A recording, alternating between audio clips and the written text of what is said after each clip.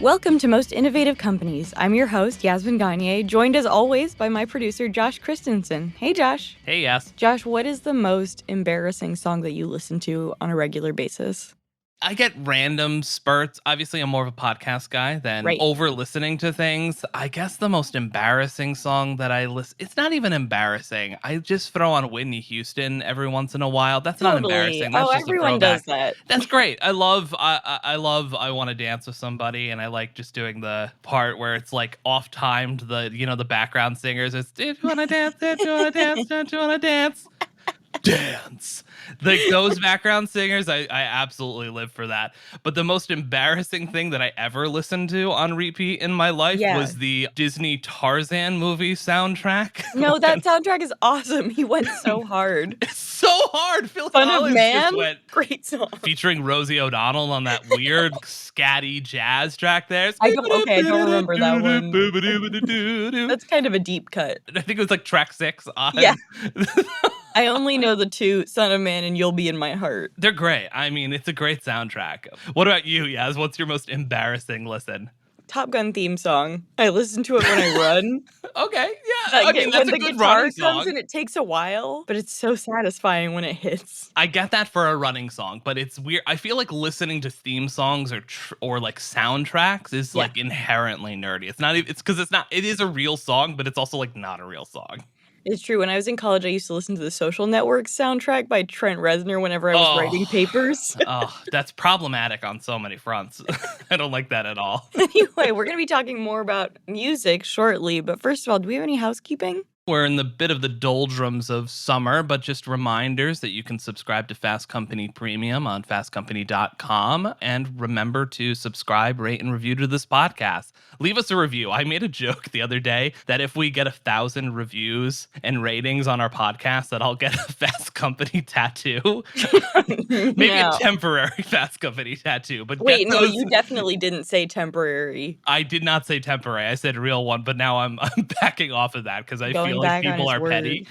And you know, I would leave us 1,000 reviews, right? I know, it'd just be you on burner accounts.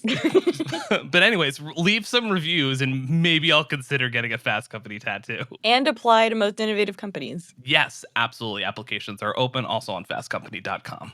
Later on today's episode, I'll be talking with Found CEO Sarah Jones Simmer about how her company is revamping the way we access weight loss medication. In other words, we'll be chatting about Ozempic. But first, AI is poised to upend the music industry. And here to unpack all of this is Fast Company Associate Editor David Salazar. Hey, David. Hi, Yaz. You wrote an article about all this, but I want to sort of go back and just explain some of the basic facts of AI and music. So let's start with the distinction between voice synthesis and voice generation. What's the difference? So the voice synthesis, people are kind of familiar with it because it's made a lot of waves in terms of things that people upload to YouTube or go viral on TikTok. It's taking someone's voice and either feeding a computer data to then generate a version of it. You'll see that with meme videos of like Joe Biden and Barack Obama and Donald Trump playing like Call of Duty. Oh, yeah. Okay. And Drake rapping Ice Spice. Whereas generative AI is similar to like DALL-E or Midjourney or ChatGPT for text. You train it on music and then you can feed it a prompt like chill hip hop beats and it spits out something sort of in that vein. So you've listened to a bunch of these. If you put them in a playlist with a bunch of original songs by artists, would I be able to tell the difference? Yeah, definitely. And I think part of the general thing about these songs, specifically generative songs, is that they are not good and they're mostly instrumental for now. Yeah, in your article you mentioned, a lot of background music playlists have them, right? Yeah, there's a company called Endel that does it sort of in the functional music space where you sort of choose a mood that you're feeling and what you want the music to help you with, and they sort of do that. There's some programs, I think one is called Google Music LM, yet to be released text-to-music generator. Tell me about how that works and when that's coming out. Well, it's unclear, and this kind of gets at the heart of the issue with generative AI, right? Because it's a similar problem to what people are complaining about with ChatGPT and with Midjourney, which is that if you're training it on something that's copyrighted, you're going to run into problems. In this case, you're going to run into the record labels. But the problem with Google's Music LM is that it seems to have been trained on copyrighted material. Right. It's not released yet because about 1% of the time it's spitting out something pretty similar to something that's copyrighted. That's not something that copyright anyone holders wants. are Yeah. going to allow. So just to get a sense of what we're talking about, give us an example of a voice synthesis song. So everyone knows about BTS. They're the huge K-pop juggernaut. Their label, Hybe, bought a company called Supertone back last year. And Supertone's thing is voice synthesis AI. And the first sort of collaboration there, the first artist to use Supertone from Hybe was an artist called Midnat. Terrible name, by the way. It's not good. I think you might have just offended some Scandinavian country, but It's an objectively bad name. Midnat. It Midnat. sounds like a test you take when you're in junior high school. It's like, oh, we got the Yeah. Midnats coming up. Gotta take the Midnat. And so what they did with this artist is actually a guy named Lee Hyun, and they used Supertone to let him sing kind of fluently in 6 languages. So they released it in English, Korean, Chinese, Japanese, Vietnamese, and Spanish. Can we listen to some of it? Yeah. Well, I'm back in a minute. Yeah, we can keep up the role play. I don't care what the rules say. Do you say I care what the grooves say? I think I don't care I what don't the grooves care. say. I don't know. The lyrics don't make any sense. They don't. I remember when I was in high school, you remember that Enrique Iglesias song, Bailamos? Yeah. And my Spanish teacher would always be like, the song goes bailamos, but really the emphasis should be like bailamos. And she'd like yell about it all the time. And That's such a Spanish teacher thing to do. and I feel like that's like gotta be That a would really problem. ruin the song. Bailamos. Yeah. Bailamos. Da-da-da-da-da-da-da-da-da-da. Yeah. Good song. Good old Henry Churches. What? Henry Churches. Enrique Iglesias. Oh. That's his Iglesias. name? In That's what it English, yes. translates to. Oh, I was so confused Yeah, for a me second. too. I Wow, was like, not another country artist covering one of these classic songs. Henry Churches does sound like a country artist. Henry Churches covering Bailamos is like Blake Shelton covering Home by Michael Bublé. Just doesn't make sense. So another artist that you talked about is an artist named Holly Herndon, right? Tell us a little bit about them. Yeah, so Holly Herndon and Grimes sort of fall into the category of people who are pretty interested in creating synthetic versions of their voice. So Holly Herndon created something called Holly Plus, which is sort of just like a synthetic version of her voice. And she's made a couple tracks with that. I think she and her voice covered Jolene by Dolly Parton. That can't be good. It's not amazing. Jolene, Jolene, Jolene, Jolene. Oh, I'm begging of you, please don't take my man. Well, This is the whole thing, and this is my music background. And David, I'm pretty sure you're a musician too. I mean, it's so precise that it's just a dead giveaway why it's AI and why it's generated. Because it's like an uncanny valley situation. Yeah, exactly. It is something where like the affectations, the imperfections, the kind of interpretation is just all stripped away because at least to this point, there's no like artistry to AI. It's just not a relative thing. So it just sounds so weird hearing Jolene, Jolene, Jolene, Jolene. It's just like it's like very like middle school chorus like director who has like no real musical talent being like, no, this is how you have to do it. So the last clip I want us to listen to before we get on to sort of the big picture of all this is Timbaland using AI to resurrect Biggie Smalls. Not a pen, but I keep it tricked up my sleeve. Roll my cigarette, fucking run and get your big seeds. Gotta have my palm, she won't be my main squeeze. Look up, cheese. I guess to me it's like, what's the point Yeah. with something like that? It's a great question. I'm like, let's just go listen to his original music. It's very strange, especially with like the deceased artist thing. Mm-hmm. again, it goes back into like uncanny valley thing, and I mean there's a whole world of like digital legacy stuff that we could get into at some point, which is just a whole nother thing that AI is going to continue to get into. But like it's just weird, it's just it makes me a little sad, honestly. Yeah, It just kind same of bums me here. out. Now, actually, related to that, David, how is sort of AI generated voice and how are all these innovations affecting recording artists? It's sort of like an iceberg thing, right? The voice synthesis and the fake voices are actually sort of like the tip of the iceberg that everyone's aware of, but they're Mm-hmm. not actually the real problem. For the story, I spoke to a lot of folks in the recording industry, and the sense I get is that if you're creating like a Drake soundboard or uploading a fake Drake and the Weekend song like someone did on TikTok, it kind of becomes just like a standard name, image, likeness thing, and it's a Mm-hmm. pretty easy sort of take it down, you're infringing on our likeness, whatever. The real issue is going to be generative AI, and not in the way you think.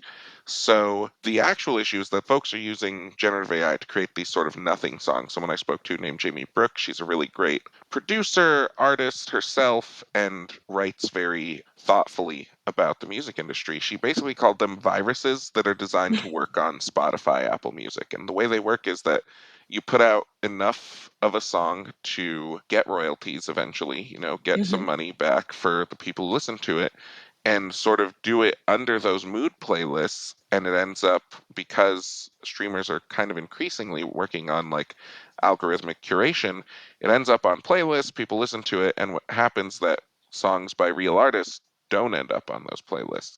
So it's something called stream dilution that's actually going to be it's already kind of a big issue, but as these generative AI music tools get more sophisticated, it's going to become a much bigger problem. And you can tell that the music industry knows that because they're already sort of assembling the troops to combat this. They don't want to get caught flat footed the way they did with LimeWire. Yeah, what are record labels doing about this?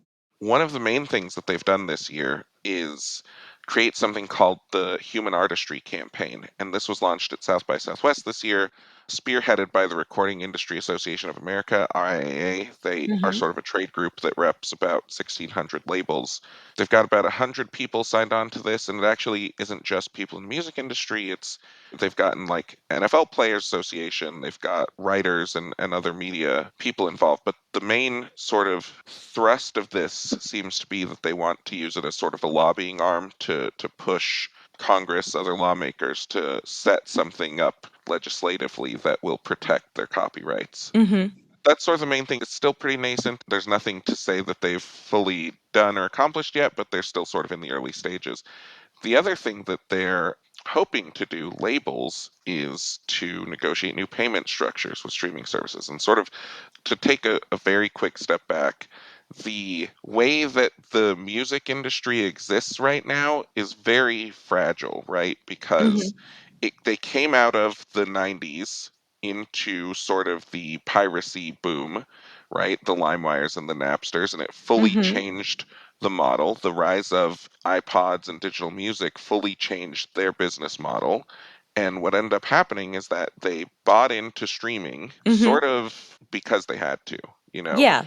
And the streaming business model isn't amazing because everyone's paying the same thing. You don't have people paying like per stream or whatever. People who listen a lot pay the same as people who listen a little. And so there's a very finite amount of money Yeah. involved that you can get for your artists. And so as more of that money starts to go to non-major label, whether they're indie artists or whether they are these sort of AI generated tracks and sort of like nothing music, that piece of the pie that labels get shrinks. And it's actually Right. already started to shrink in the past several years. And so to combat that, what labels want to do is try to negotiate new payment structures with streaming services. That makes a lot of sense. Yeah, but it sort of sets up a possible problem, right? People who are optimistic will say, well, there's a lot of kind of garbage music out there, and actually the labels can play a key role in helping discern what's legit from what's not. Or labels can just start making AI generated music. That's the thing. Like, Well, you that know, is all this kind of affects artists more, right? yes, that brings back Endel, who I mentioned earlier. They do those sort of functional Mm-hmm. songs. They actually announced a collaboration earlier this year, I think in May, with UMG, which is one of the three biggest labels. Yeah, Universal Music Group. Yes, yeah, to sort of make similar sort of things with their artist music. I don't know that anything has really emerged from that yet, but I know that it's something that's in the works. So I would say that it could be that they decide that that's something they want to do, and it may be part of their toolkit. But for now, the focus is definitely on one, making clear to streamers that they shouldn't let anyone building an AI tool, a generative AI tool, to train it using their platforms, Mm-hmm. and starting to work on an individual level with every streamer to restructure how payments are dealt out. The problem there is that the labels are some of the most powerful forces in the music industry already, and independent artists have some trouble with that, I think. So there are three major labels: Universal Music Group, Sony Music Entertainment, and Warner Music, right? The fourth sort of big player there is something called Merlin, which distributes stuff from larger indie labels. Mm-hmm. And those four account for like a huge amount of the music on streaming services. But the remainder, which is something close to like 20%, I think, they're fully independent. And what ends up happening, people are concerned about, is that if those four entities are negotiating the payment structures, what happens to the actually like truly independent artists? What happens to the smaller independent labels who are lumped in with the virus tracks and left to fight over what, like 10% of the pie? Yeah.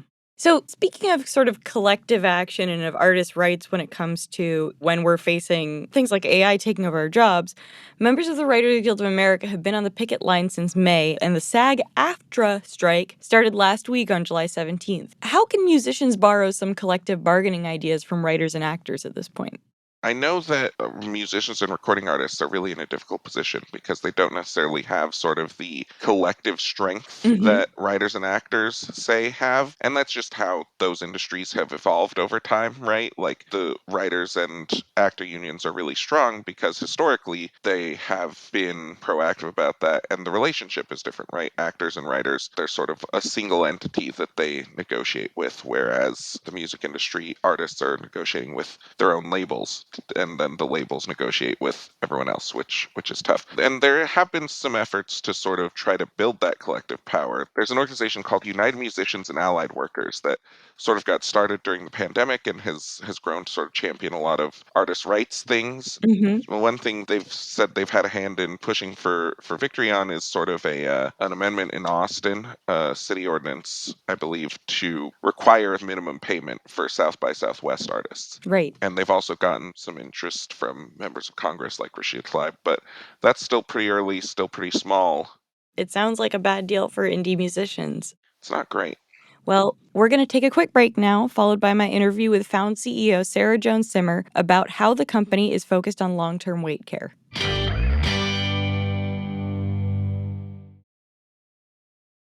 Hey, Sarah, welcome to the show. Hey, Yas. Thanks. So nice to be here. I want to start by just asking, what is Found? I mean, just tell us fundamentally what your company's mission is and what it does and how you came to found it. Yeah, so Found is a comprehensive weight care platform. And I think there's a couple keywords in there. One is comprehensive. That means that we treat weight through a health lens, including prescribing medication where it's appropriate. And I think that was something that was really missing from the world of weight loss historically, tools that could address biology, not just behavior change. Mm-hmm. But when I say comprehensive, I also mean behavior change. We really do believe that lifestyle change is at the core of healthy, sustainable weight care. And so we do help our members with things like nutrition, movement, and also sleep, stress management, even addressing social determinants of health.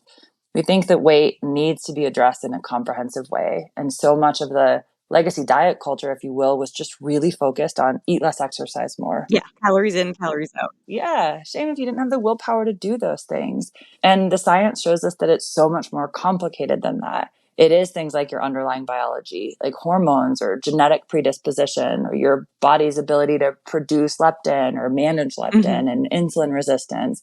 And so what we've done is tried to take the comprehensive model that was working in these academic weight management centers, where clinicians were able to get patients to clinically significant outcomes, 5, 10% body weight loss, that started to actually reduce things like hypertension, hypoglycemia, musculoskeletal challenges, diabetes even.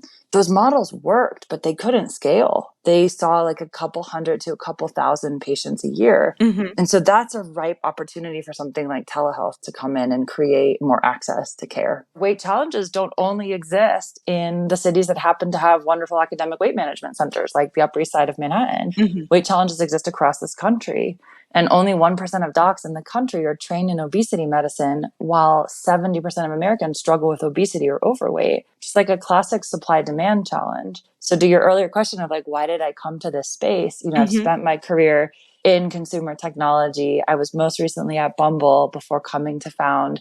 Bumble's a marketplace in a way as well. And so really just thinking about how do you better match supply and demand? How do you get people access to the tools that they need that are going to have a transformative experience, and also wrap that in a brand and in powerful storytelling and a narrative? And God knows we need that when it comes to weight, because the conversation around weight is just so broken in this country. Yeah, I feel like it's very clearly a chronic illness, but that's not how it's seen by so many people, by even insurance companies. Weight is so complicated in this country. I think for so long it was treated as a personal failing or as a choice or a decision that people made. And the science shows us that there's a lot more at play here, that there are biological, genetic factors that influence that, as well as, frankly, the existence of things like food deserts. Yeah. Not everyone has the choice to eat healthy, whole foods on a regular basis. And so I think we do need to try to zoom out and think about it in a much more comprehensive way. And I have very complicated feelings about this kind of wave of discussion around Ozempic, Wegovy, GLP-1s. I do think one silver lining, though, is that we're finally talking about the role of biology, and people are recognizing that this is about much more than just eat less, exercise more. And what you were saying earlier, you said for a long time, a missing piece in weight care was really that medications weren't prescribed. And I'd love for you to kind of take us through A, why that was, and B, just when Ozempic started being prescribed for this stuff. Doctors who have studied and practiced in the field of obesity medicine have been using medication to support weight loss for decades, truly. There's a range of generic combination therapies that can be really effective in treating things like brain hunger by dulling the pleasure sensation you get from food, or even things like phentermine that help to improve your metabolism. There's a complicated history that we probably don't have time for today around fen-phen, and I think that had really put the spotlight on medication-supported weight loss in a negative way. Just so our listeners are clear, I've heard about fen-phen. There's a wonderful podcast called Maintenance Phase, I think, that has Yes, about I it. love Yeah, that podcast. but just tell us, what was the issue with fen-phen really quick? Fen-phen is a combination of phentermine and fenfluramine, and it was found to cause heart challenges and real damage. And there are side effects with most medications, which is why, and we should talk about this vis-a-vis GLP-1s, it's really important to think about whether the juice is worth the squeeze. Yeah. The challenge there was fenfluramine. That was where the heart problems were coming from. Phentermine continues to be prescribed safely when it's prescribed by an educated practitioner who knows how to utilize controlled substances effectively. And I do want to stress that so much of what's important in this space is working with a reputable clinician who knows what they are doing. And these types of clinicians were working in academic weight management centers like Found's chief medical officer, Dr. Rekha Kumar, and they were getting their patients to really significant outcomes because they were addressing biology through this combination of medications that have existed for a while, and they were adopting lifestyle changes. Right. They were even using tools like GLP-1s. So the current wave of GLP-1s is focused on an ingredient called semaglutide. There's actually a precursor to that called liraglutide, which was the first GLP-1. It drove meaningful outcomes, but not at the level that we're seeing here. But Ozempic has been used to treat diabetes and in off-label uses weight and obesity for a few years now. It's not as new as you may think based on the trends you're seeing on TikTok. Yeah. I think the things that really drove increased activity is twofold. One is Wegovy, which is the same underlying medication as Ozempic, both made by Novo Nordisk, but in a prescription strength designed for obesity. That was approved in the summer of 2021. So that meant that there was an FDA-approved treatment for obesity specifically, Right. not just off-label diabetes use. That was one game changer. And the second, I think, is social media and the way that messaging about Ozempic and Wegovy began to spread on social media, the way that celebrities, for example, were rumored to be using these medications to drive their own weight loss goals, whether or not they started with a BMI that would have made them an appropriate candidate or not. Mm-hmm. And so I think you saw a fever pitch conversation around this. And this is where it starts to get challenging, because in almost no other field of medicine do you have consumers coming to their clinician demanding a certain medication. Right. Do you have customers that are now coming to you saying, listen, I want Ozempic? We do have some that come and ask questions. I would say as an organization, we've been really thoughtful about our marketing and how much we even talk about things like Ozempic and Wegovy, because people should be coming to Found for comprehensive weight care. They shouldn't be coming to Found for Ozempic or Wegovy. They should be coming to Found to meet with a clinician and figure out the plan that's right for them. There's a whole industry that's going to be focused on marketing these drugs. It's the Lilly's, it's the Novos of the world, who are the actual manufacturers. It's our responsibility as telehealth platforms to be agnostic to the meds. We should do what's appropriate for the patient. And sometimes GLP-1s are appropriate. Sometimes, even if they are appropriate, we can't get coverage for them through insurance. And as you know, they're really expensive medications, somewhere between $15,000 and $20,000 a year. These drugs need to be taken in perpetuity. So this is not a quick fix. Lose 10 pounds. They operate like statins, right? You take it, we get you to the desired outcome, and we keep you on the lowest possible dose that maintains the desired effect. It comes back to your point about this being a chronic condition. We need to treat it the way we treat high cholesterol or high blood pressure. The idea is you're on the meds in perpetuity. What happens when you go off the drug, right? Why this is a drug that you need to stay on for life if it's prescribed to you. And two, I want to talk a little bit about the side effects. Yeah, so in terms of the long-term utilization, as I mentioned, you have to think about these as drugs that you would take to manage a chronic condition. Mm-hmm. When people go off the medication, the research shows that on average, 2/3 of the weight is regained. Anecdotally, we have also heard stories of folks that have uncontrollable cravings that never existed before, because you are re-regulating your body's production of glucagon by injecting yourself with synthetic glucagon.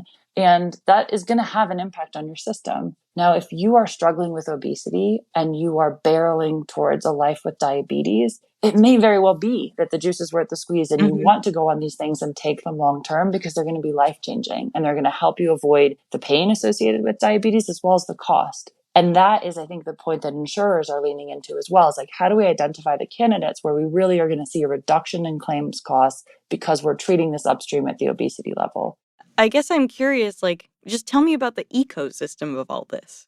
So as a business, we play in two spaces. We sell direct to consumer, and we bring members into the platform. We give them access to a clinician who can prescribe if appropriate, and they get wraparound care on things like lifestyle change, coaching, community, and we sell to employers. And so we're talking to the folks on the other side of the ecosystem who are seeing the enormous uptick in costs related to Ozempic and Wegovy. Talked to folks who said Ozempic wasn't even in the top 50 of their drug usage in 2021, and it jumped to number 1 in the last 6 months. And so I think folks like employers, whether they're self-insured or whether they work through plans, are now having to navigate the claims associated with these things because of the skyrocketing demand.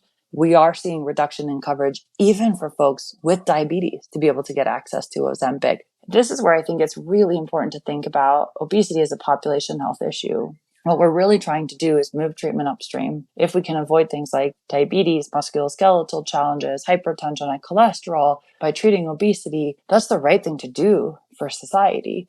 Now that there are so many players in this space, do you think prescription medication is going to become eventually the default for this kind of treatment? Or how do you think about the space? I think on the one hand, as I said, to me, a silver lining in all of this is the recognition that weight is more complicated than willpower, and that there does need to be approaches that incorporate biology. On the other, I don't know that we should be rushing to GLP-1s as the first or primary intervention in all cases. My fear, though, is that we get to a place of reckless or irresponsible prescribing. And it's my hope that as some of these other players enter the space, they really focus on clinical excellence, integrity, responsible prescribing, and centering the patient and clinician experience as opposed to centering the med, because it really should be about comprehensive care. I guess I am curious what you think the prevalence of drugs like this can do just for people's body image. You know what I mean? Like in the culture generally. for generations, Americans have had a very complicated relationship with weight on an individual level and on a societal level. There's a lot of judgment of what you look like, what your body shape is. Mm-hmm. In some ways, I felt like we had made real progress on things like self-acceptance and body positivity. Yeah. But at the same time, we were seeing skyrocketing rates of diabetes. So it's like, how do you thread the needle between both of those things? Are you in the body that enables you to do the things that you love? Like, I think a lot about finding joy in your body. And what does that look like for you? Is that being able to hike up a mountain, to play with your kids on the playground, to travel, to get on a plane without asking for a seatbelt expander or buying 2 seats? And we talk about that a lot internally at Found and to our members. I mean, that's where the name comes from. You know, it's not about the weight you've lost. It's about the life you've found. Mm-hmm. So how do we help people find victories off the scale and really try to take the conversation away from self-image or how you look in the mirror and take it more to what brings you joy? And I think that's what's so complicated by this larger social discussion of like, how thin is thin enough? And in general, we really shouldn't be commenting on other bodies. It's not our business. Mm-hmm. Right? People should be able to define what joy in their body looks like for them without others rubbing their nose in it. And that's not the culture that we have. I do hope we can move in that direction. And interestingly, I think biology is part of that thread, actually. If we can talk about weight through the lens of health, if we can recognize that there are a lot of factors that are outside of people's control, and we can want society to be healthier on the whole. And if losing weight helps folks get to a healthier place in their own experiences in their body and reduces their healthcare costs, reduces comorbidity, reduces the suffering that can happen through things like back pain or diabetes that have their roots in weight, then I think that is a net positive. My fear is that the pendulum swings too far and that we celebrate things like heroin chic and that people who do not meet qualifications for these medications are taking them. Mm-hmm. And I hope that doesn't set back the discourse. I fear it may. And I also really worry that these meds have not been tested in populations with a BMI of 23 or 22, Mm-hmm. right? They're designed for BMI above 30 or 27 with a related comorbidity. The trials look very strong for those populations in terms of safety profile. But what if something terrible happens to someone with a BMI of 22 who shouldn't have been on these meds in the first place or who got compounded semaglutide from a med spa? You know, it's complicated. That makes a lot of sense. Well, thank you so much, Sarah, for coming on to the podcast. Thank you. Yeah, it was a ton of fun chatting with you.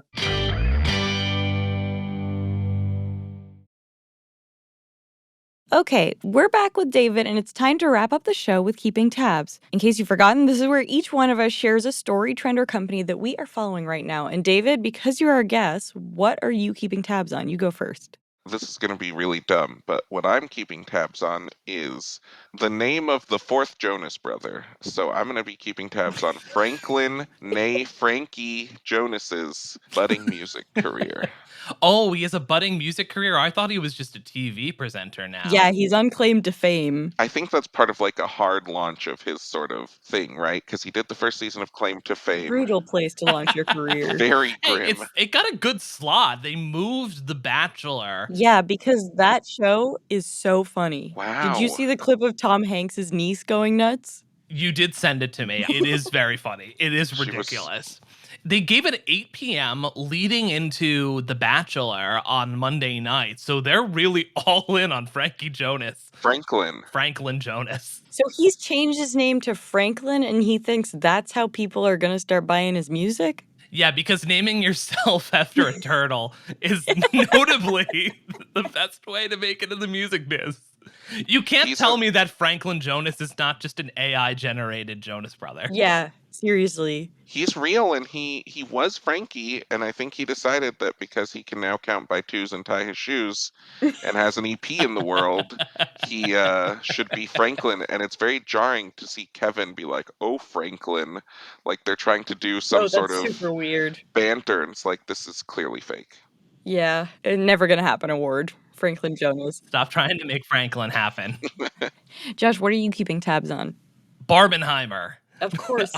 Of course I'm keeping tabs. We talked about Barbie all last week, but Barbie and Oppenheimer opened over the weekend to a opening weekend of a combined over $230 million gross, which is very impressive. Barbie was the biggest driver in that, but I mean, over $80 million for a 3-hour epic based on the scientist behind the nuclear bomb is kind of wild that was that successful. Barbie grossed over $150 million, which was, I think we mentioned it last week, was basically they recouped their production costs. Not sure what their marketing costs are, but like it seems to be working, whatever Barbie was doing. And Oppenheimer also reaping a little bit of the benefits by association, which I'm sure like they are more than happy about. Totally. Although it's so crazy that now the names Barbie and Oppenheimer are grouped together in my head for the rest of time. You know what I mean? Yeah, achieving monoculture, like we talked about last week, Barbenheimer. Wild. I mean, it's like the kind of memes and TikToks it's generated too of people seeing Barbie and Oppenheimer in the same day are very funny. You know, all these haters who are like, "Don't you realize like it's like, guys, we're trying to Yeah. have some fun." We're trying to have Chill. fun. It's all fine, and it's just, I mean, it's also generated some super cringe content too. Yeah, We were of course. talking offline about like the Sam Altman tweet, the That was gonna be my CEO of. keeping tabs. Oh well, let's get into it then. This is a great segue into your keeping tabs. Yes. So OpenAI CEO is this guy named Sam Altman. Had this tweet that was basically like, it was over the weekend. He was like, I thought Oppenheimer was going to inspire more kids to work in STEM, but turns out it was a real downer. It wasn't that, but that's basically what he said. It was like, dude, do you know what this movie's about? It missed the mark or something Yeah. like that. Yeah. It's And it's wild. like, it's so funny because he's really in the Silicon Valley ecosystem. And to me, it's just like, really makes you think what these CEOs, like it makes you realize how broken their brains are. You tweeted that. That's premeditated. It's I not even like he know, was I'm just like- randomly in conversation and said it and was like, you drafted that and hit send. That's the sort of thing I'll say to my husband and he'll be like, shut up. And I'll be like, yeah, you're right. You pair that with the Ben Shapiro railing against the Barbie movie for being too woke, and that I don't even care about what he says about the movies. My favorite thing though was when in a promo video, he throws the Barbie and Ken into the trash and then lights a match and lights it on fire. But the matches they chose to use are grill matches. So they're just huge matches, which makes him look like a child with a really regular funny. match. It's just like chef's kiss. Mwah, so stupid. He posted some photo on Twitter that was like, my producers made me go see this movie. He's like, dude, you gave them your money. Like, Yeah. you get that, right? Yep. No one's comping Ben Shapiro into Yeah. the Barbie movie. He could at least get a child ticket. Yeah. Yeah, get that discount and a free bucket of popcorn. I don't think they do that anymore, guys. Oh, that's a Anyway. bummer. Capitalism. We can't have nice things. Soon all of our music will come from AI. Oh no. Well, that's it for most innovative companies. David, thank you so much for joining us. Thanks for having me. It was fun to report, and it's obviously in the summer issue of Fast Company on newsstands now. Hey, our show is produced by Avery Miles and Blake Odom with additional support by our intern, Miriam Kiparitse. Mix and sound designed by Tad Wadhams, and our executive producer is Josh Christensen. Remember again to subscribe, rate, and review, and we'll see you next week. 'Cause